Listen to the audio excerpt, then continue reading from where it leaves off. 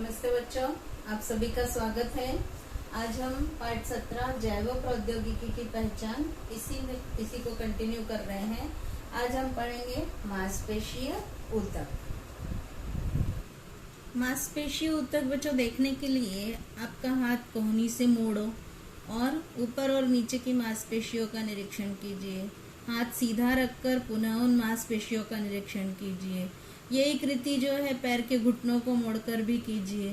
मांसपेशियों में आपको अनुभव होगा कि आकुंचन और प्रसरण, ऐसा अनुभव आपको होगा।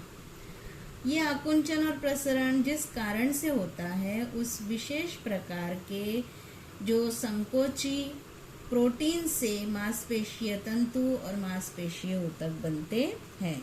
ये मांसपेशीय ऊतक विशेष प्रकार के संकोची प्रोटीन से बना होता है। इस प्रोटीन के कारण ही मांसपेशियों में आकुंचन और प्रसरण होता है। मांसपेशीय ऊतक मांसपेशीय तंतु की लंबी कोशिकाओं से बने होते हैं।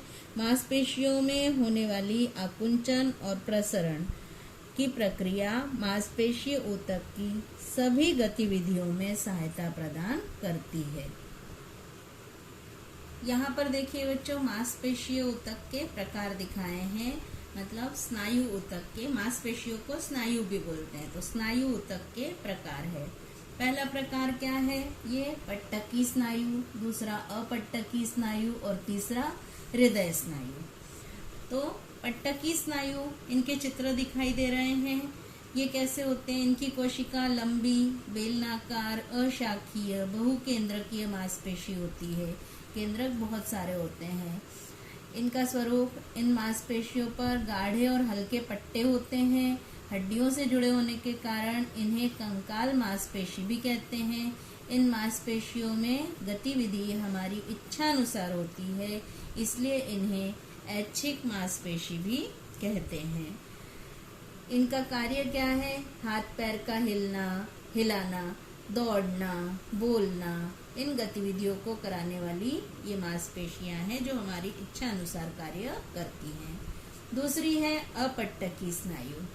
अपट्टकी स्नायु अनैच्छिक स्नायु होती है जो कि हमारी इच्छा अनुसार नहीं कार्य करती है। इसकी भी आकृति दिखाई गई है। दोनों किनारों पर ये सक्रिय होती है। छोटी अशाखीय, मतलब इसमें शाखाएं नहीं होती हैं, और एक केंद्रीय मांसपेशी होती है। गाढ़े और हल्के रंग के पट्टे नहीं होते हैं इनमें। यह हड्डियों से जुड़े हुए नहीं होते हैं। इन मांसपेशियों की गतिविधि पर हमारा नियंत्रण नहीं होता है, इसलिए इन्हें अनैच्छिक मांसपेशी कहते हैं। ये अन्ननलिका और रक्त वाहिनियों में होती है। हमारे जो शरीर के अंदर अन्न नलिका होती है जिसमें से हमारा अन्न जाता है, और रक्त वाहिनियों में होती है। इनका कार्य क्या होता है? पलकों का गिरना उठना, पाचन संस्थान द्वारा भोजन का जो प्रवास होता है वो, रक्त वाहिनियों में आकुंचन और प्रसरण करने वाली मांसपेशी होती है। तीसरा प्रकार है हृदय स्नायु।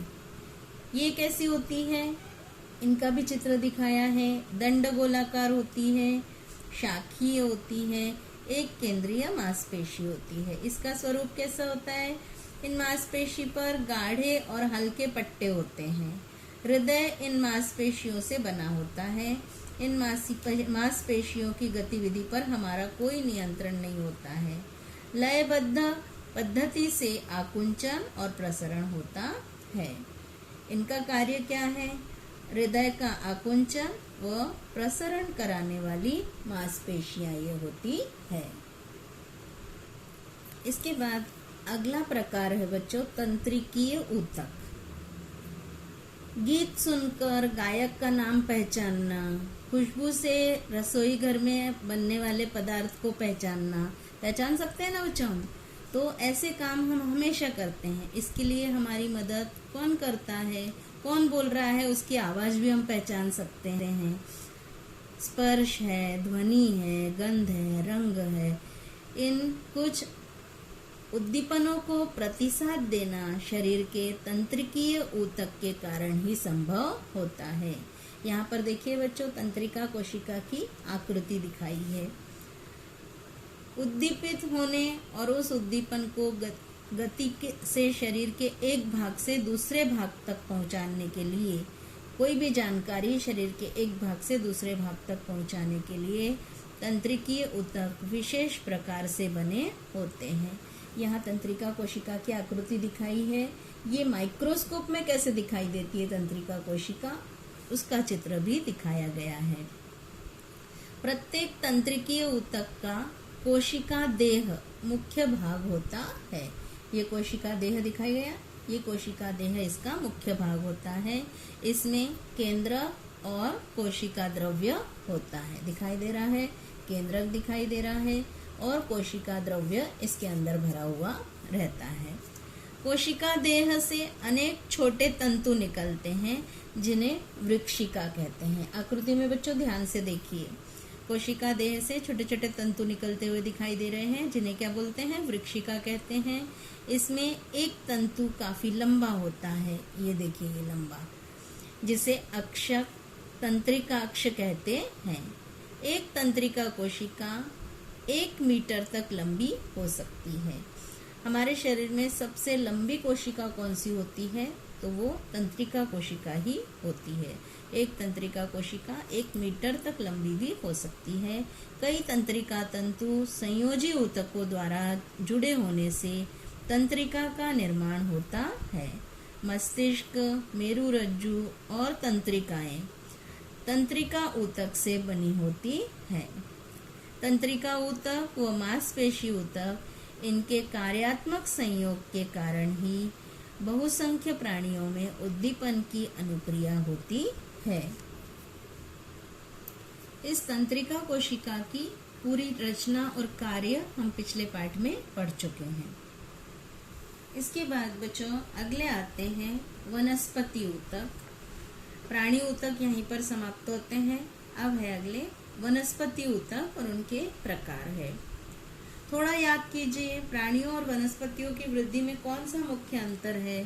प्राणियों में एक निश्चित आयु तक ही वृद्धि होती है। प्राणियों के शरीर में वृद्धि संपूर्ण शरीर में होती है और एक ही समान रूप में होती है। वयस्क होने पर प्राणियों में हड्डियों की वृद्धि रुक जाती है, लेकिन वनस्पतियां अपनी विविधता के अनुसार किसी भी समयावधि के लिए वृद्धि कर सकती हैं। अनंत काल तक जो है वनस्पतियों में वृद्धि होती है और वनस्पतियों की वृद्धि कुछ विशेष भागों तक में ही होती है। इनके शरीर के सभी अंगों में समान वृद्धि नहीं होती है। अब वनस्पतियों में वृद्धि शरीर में निश्चित स्थान पर ही क्यों होती है, क्योंकि वनस्पतियों में वृद्धि के लिए जो उत्तरदायी ऊतक होते हैं, जो विभाजी ऊतक होते हैं, वो वनस्पतियों के कुछ भाग में ही पाए जाते हैं। जहाँ कहीं भी ये ऊतक पाए जाते हैं, वनस्पति के उसी भाग में वृद्धि होती है। तो बच्चों अभी हम देख रहे हैं विभाजी ऊतक। ये विभाजी ऊतक क्या है, वनस्पतियों के निश्चित भाग में रहने वाले ये विभाजी ऊतकों के कारण ही उस भाग में वृद्धि होती है। इस ऊतक की कोशिका में स्पष्ट केंद्र, गाढ़ा जीव द्रव्य, चारों ओर की पतली दीवारों वाली कोशिकाओं की रचना झुरमुट जैसी होती है। इन कोशिकाओं में बहुधा रिक्तिका नहीं होती है। ये कोशिकाएं अतिशय क्रियाशील होती है। वनस्पतियों में वृद्धि करना विभाजी ऊतक का ही महत्वपूर्ण कार्य है। विभाजी ऊतक जिस भाग में है, इस आधार पर वे 3 प्रकार के होते हैं। यहाँ पर देखिए विभाजी ऊतक के प्रकार बताए हुए हैं। प्ररोह विभाजी ऊतक, आंतरीय विभाजी ऊतक और पार्श्व विभाजी ऊतक दिखाई दे रहे हैं बच्चों आकृति में। प्ररोह विभाजी ऊतक ये कहाँ पाए जाते हैं, जड़ों तथा तनों की शिराओं में पाए जाते हैं। और इनका कार्य क्या है, जड़ और तने की लंबाई में वृद्धि करना है। आंतरीय विभाजी ऊतक पत्तियों के डंठल और टहनियों के आधार में पाए जाते हैं। इनका कार्य क्या है, टहनियों में वृद्धि करना, पत्तियों और फूलों की रचना करना। पार्श्व विभाजी ऊतक, ये जड़ और तने इनके पार्श्व भागों में पाए जाते हैं। इनका कार्य है जड़ और तने के व्यास में वृद्धि करना। इसके बाद बचा आता है स्थायी ऊतक। स्थायी ऊतक क्या है? जो विभाजी ऊतक है, इनके कोशिका विभाजन से जो नई कोशिकाएं तैयार होती हैं, ये कोशिकाएं जो होती है एक बार इनकी वृद्धि पूर्ण हो जाती है, उसके बाद जो है वो अपने निश्चित स्थान पर एक उनके कार्य निश्चित हो जाते हैं। विभाजन क्षमता जो है उनकी अब समाप्त हो जाती है पूर्ण वृद्धि होने के बाद, और उनको स्थायी आकार प्राप्त हो जाता है, स्थायी आकृति प्राप्त हो जाती है, और उनके कार्य भी जो है निर्धारित हो जाते हैं। ये प्रक्रिया जो होती है विभेदन की प्रक्रिया कहलाती है, और विभेदन की प्रक्रिया द्वारा जो विभेदित कोशिका होती है, इनसे प्राप्त होने वाले जो ऊतक होते हैं वो स्थायी ऊतक कहलाते हैं। अब ये स्थायी ऊतक दो प्रकार के होते हैं, एक सरल स्थायी ऊतक और दूसरा जटिल स्थायी ऊतक होते हैं। अब सरल स्थायी ऊतक हम देखेंगे। बच्चों, ये पृष्ठभागीय ऊतक अगर देखने हैं जो सबसे ऊपर पृष्ठभाग पर वनस्पति के पाए जाते हैं, तो इसके लिए एक प्रयोग है, करें और देखें। रियो, लीली या कोई भी ताजे मौसल पत्ते लीजिए और उसे खींचकर या दबाकर ऐसे तिरछा फाड़ ले कि टुकड़े के साथ एक पत्ती की पारदर्शक छाल दिखने लगे।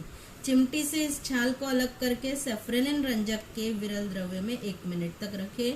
स्लाइड पर उस छाल को फैलाकर उस पर आच्छादक कांच रखें और सूक्ष्मदर्शी की सहायता से अगर छाल का हम निरीक्षण करेंगे तो वनस्पति का संपूर्ण पृष्ठभाग कोशिकाओं के एक ही स्तर से बना होता है। इस स्तर को अधिचर्म कहते हैं। ये देखिए कोशिकाएं दिखाई दे रही हैं। अधिचर्म कोशिका सपाट होती है, इसमें आंतर कोशिकीय अंतरिक्ष नहीं होने से लगातार परत तैयार होती है। तनों व पत्तियों के अधिचर्म पर क्यूटिकल नामक मोम जैसी परत होने से उसके निचले भाग में पानी को जमा रखा जाता है। तो यहाँ पर ये वनस्पति की कोशिकाएं किस तरह से होती है ये दिखाई गई है। ये जो है सूक्ष्मदर्शी में हम देख सकते हैं। ये सरल स्थायी ऊतक जो होते हैं एक ही प्रकार की कोशिकाओं से बनते हैं। इनके कार्य के अनुसार इसके विभिन्न प्रकार होते हैं। यहाँ पर देखिए सरल स्थायी ऊतक के प्रकार दिखाए हैं, ये 3 हैं, मूल ऊतक, स्थूल ऊतक और दृढ़ ऊतक। मूल ऊतक, स्थूल ऊतक और दृढ़ ऊतक होते हैं। इनकी आकृति दिखाई गई है। मूल ऊतक में जो कोशिकीय दीवारें हैं, अंतर कोशिकीय अवकाश पूर्ण जीवित कोशिका होती है। ये जड़, तना, पत्तियां, फूल, फल, बीज सभी अवयवों में होती हैं, और रिक्त स्थान भरना, यांत्रिक आधार देना, भोजन संग्रहित करना, ये इसके कार्य है। अब मूल ऊतक के भी 2 प्रकार होते हैं, उप प्रकार है, हरित ऊतक है और वायु ऊतक है। हरित ऊतक कहाँ पाए जाते हैं? पत्तियों के जो हरा भाग होता है, पत्तियों के मूल ऊतक, प्रकाश संश्लेषण करना इनका कार्य है। और वायु ऊतक में जो पानी में रहने वाली वनस्पतियां होती हैं, इनके तनों व पत्तियों को तैरने में मदद करना इनके कार्य होते हैं। मूल ऊतक ये 2 प्रकार के हैं। स्थूल ऊतक जो है इसकी आकृति दिखाई है। ये कोशिकाएं, लंबी कोशिकाएं सेल्यूलोज और पैक्टिन के कारण कोने से कोशिका भित्ति का मोटा होना होता है, इसका जीवित कोशिका होती है। ये पत्तियों का डंठल, तना इनमें पाए जाते हैं, शाखाओं के तलहट में पाए जाते हैं, नीचे पाए जाते हैं। अवयवों को लचीलापन और आधार देना इसका कार्य होता है स्थूल ऊतक का। अब दृढ़ ऊतक जो होते हैं इनकी आकृति दिखाई है, दोनों किनारों पर सक्रिय होती हैं। ये दिख रही आकृति में तंतुमय और मृत कोशिकाएं होती हैं। ये कोशिका भित्ति में लिग्निन पदार्थ इनमें पाया जाता है। ये कहाँ पाई जाती हैं? तना, पत्तियों की शिराएं, बीज के जो कठोर कवच होते हैं, नारियल का बाह्य आवरण जो होता है, नारियल की जो जटाएं होती हैं उनमें पाए जाते हैं। इनके कार्य अवयवों को शक्ति व मजबूती देना है। इसके बाद बचा है दूसरा जटिल स्थायी ऊतक के प्रकार। इसके दो प्रकार है, जलवाहिनी और रसवाहिनी। इनकी आकृति दिखाई हुई है दोनों की। अब जलवाहिनी की विशेषता क्या है? इस कोशिका की दीवारें मोटी और प्रायः मृत होती हैं, मरी हुई कोशिकाएं होती हैं। और रसवाहिनी की विशेषता है, इस कोशिका में कोशिका द्रव्य वाली जीवित कोशिका पाई जाती है। अब जलवाहिनी में कौन कौन से प्रकार होते हैं कोशिकाओं के? वाहिनिका, वाहिनियां, तंतु, मृत कोशिका, जलवाहिनी मूल ऊतक, ये जीवित कोशिका होती हैं। वाहिनिका, वाहिनियां और तंतु ये मृत कोशिका होती है, और जलवाहिनी मूल ऊतक ये जीवित कोशिका होती है। इनके कार्य एक दूसरे से जुड़ी हुई नलिकाओं जैसी ये रचना होती हैं। पानी और खनिज लवणों का वहन नीचे से ऊपर की दिशा में करने का कार्य जलवाहिनी का होता है। जलवाहिनी मतलब पानी को ले जाने वाली वाहिनियां होती हैं। इसके बाद दूसरा आता है रसवाहिनी। इनके प्रकार है, चालनी नलिका, सह कोशिकाएं, रसवाहिनी मूल तंतु, जीवित कोशिकाएं, रसवाहिनी तंतु, मृत कोशिकाएं हैं। इनका कार्य क्या है? एक दूसरे से जुड़ी हुई नलियां होती हैं। पत्तियों से शर्करा और अमीनो अम्ल का वहन ऊपर तथा नीचे की दिशा में करती हैं। मतलब रसवाहिनी जो पत्तियों में तैयार हुआ जो भोजन होता है, शर्करा और अमीनो अम्ल, इसे वनस्पति के विभिन्न भागों तक पहुंचाने का कार्य करती हैं।